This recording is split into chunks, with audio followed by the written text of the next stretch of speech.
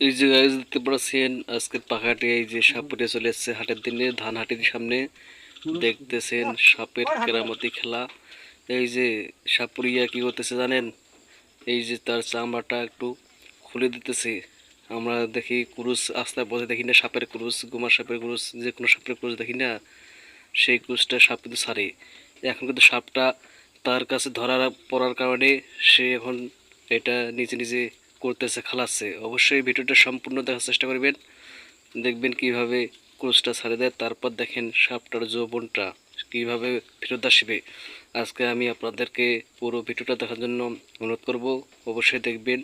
সে সাপটার মাথাটা চিপে ধরে আছে, এখন চামড়াটা ঠিক আছে। দেখছেন কি সম্ভব? অবশ্যই ভিডিওটা সম্পূর্ণ দেখার চেষ্টা করবেন, যাতে করে যেন কোনো সমস্যা না হয়। দেখুন, দেখতে থাকুন তাহলে।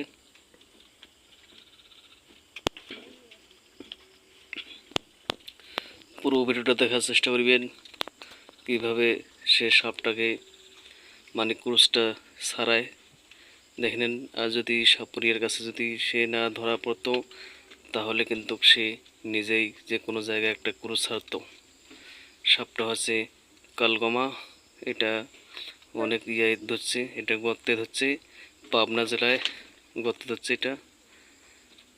দেখুন তাহলে। অবশ্যই আরও একজন সাপুরি আছে, সে কিন্তু কোন জায়গায় গেছে সে একটু পরে আসবে, কিন্তু পরবর্তীতে দেখাবো আপনাকে।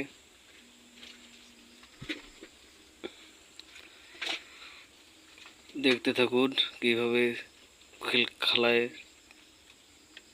চামড়াটা হয়ে গেছে। দেখেন এই এখন দেখতে পাচ্ছেন যেভাবে আমরা মুরগি খালাই সেভাবে এখন খালাবে, চামড়া টেনে টেনে এখন করবে। দেখেন, পুরো ভিডিওটা দেখার জন্য অনুরোধ দিলাম।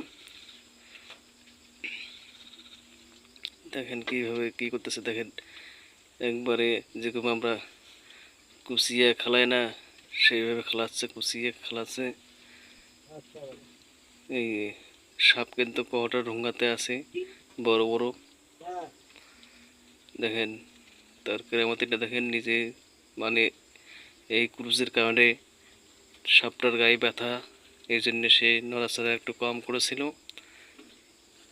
এখন দেখতে পাচ্ছেন এই যে চামড়াটা নিকার পর, ক্রুজটা ছাড়ার পর সে একটা যৌবন ফিরে পাবে, নতুন জীবন, নতুন যৌবন ফিরে পাবে।